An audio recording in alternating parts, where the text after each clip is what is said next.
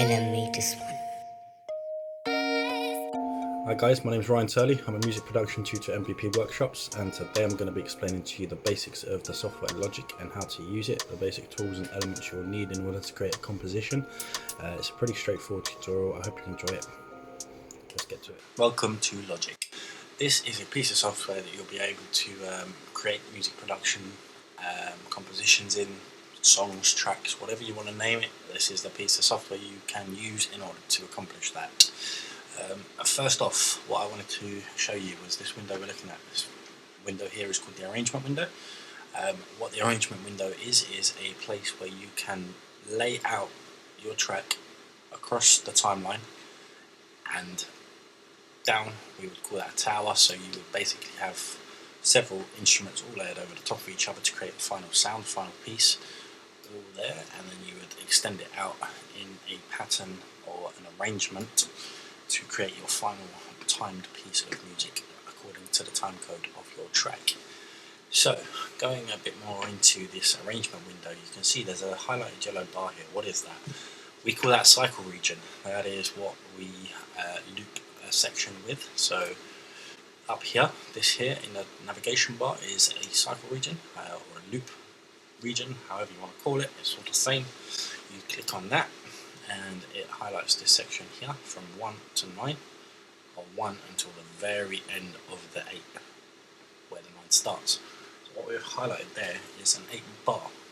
So, bars. What are bars? If you look, you've got 1 to 2. That is a 1 bar. It goes 2 2 and finishes at the end, at the beginning of 2, at the end of 1. Within that, you've got beats. 1 beat, 2 beat, 3 beat, 4th beat finishes on the start of 2. So if you think in your head and you're listening to your favourite song and you're like clicking along to the tempo of that track, the clicks that you're doing are the beats to it. So you are basically finding the timing for that. Each bar has 4 beats, and when you hear people say all the time, oh, I've got a little 16 bar that I've done, lyricists or vocalists say, oh, I've got a little 8 bar or a little 16, the same with producers. They like, listen to this quick 4 bar loop, whatever. This is what they're talking about. They're talking about a 4 bar. So they've created this section here, and this is a looped section of beats that creates bars. So 4 bars would be 4 lots of 4 beats. That is essentially the basics of the arrangement window, what you've got in it. You've got instruments, inserts even here on the left hand side.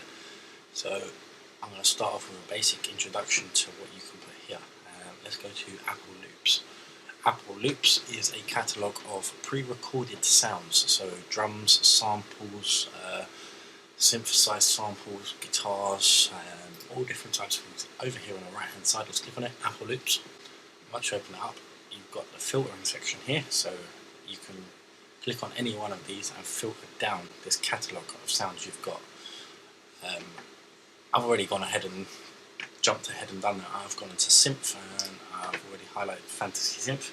This is a pre-recorded sound already made by somebody else and available for me to use in here.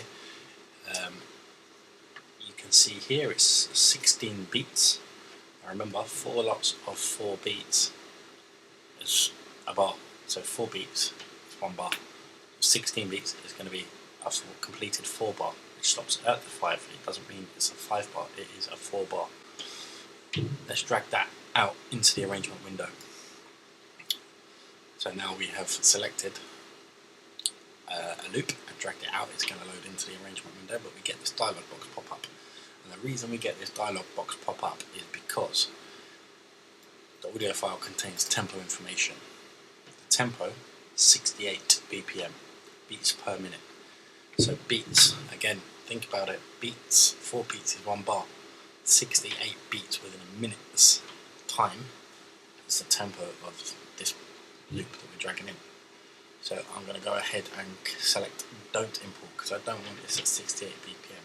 This tutorial I'm going to be showing you the basics, but I am going to be putting together certain sounds, and it's going to have a kind of a hip-hoppy sounding drum kit in it, which isn't at 68 BPM, so I'm going to go ahead and click don't import.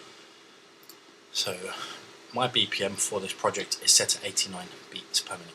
That is the tempo of this entire project. So this playhead is only going to move through this time code and only going to go past 89 of these beats in 1 minute's time. And that is how you equate BPM and tempo. So I've dragged the Apple loop out. Let's have a listen.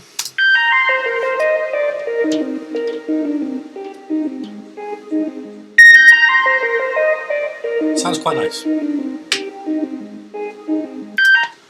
Right, I'm going to go ahead, click on beats, and I'm going to find something in here that I like that goes with it. As I said, I wanted to go kind of hip-hoppy. Let's have a little look-see,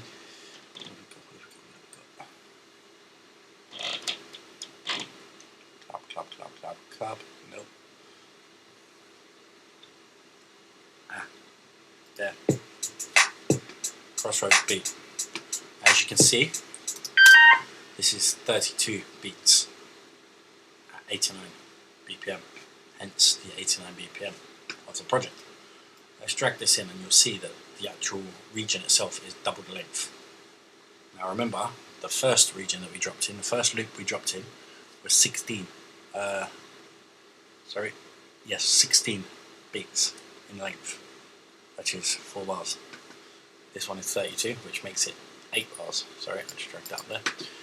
So now we've got a drum kit dragged in that we like, and we've got this melodic synth that we like as well. If you hover over the top right corner, you can loop the sound, click and pull, click and drag. Now we can change this, extend this up to the end of the 8, which is a completed 8 bar. Click play.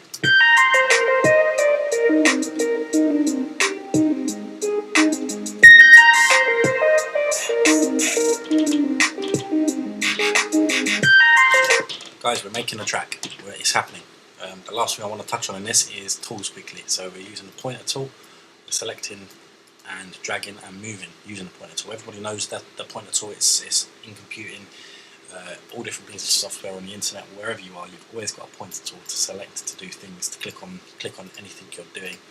It's a very basic tool, but there is a tool you can select in Logic. We also have the pencil tool, which allows us to draw in on Logic. So what we can do with this is select and draw and put things into the screen on Logic. The next is the scissors tool I want to tell you about. We could use that to cut any of the elements that we've got in our arrangement window, and the reason for doing that is you might want to just edit and manipulate certain parts of what you've got in. So when you click play on that, after it's cut, it stops, starts again, because we've essentially cut that section in between that.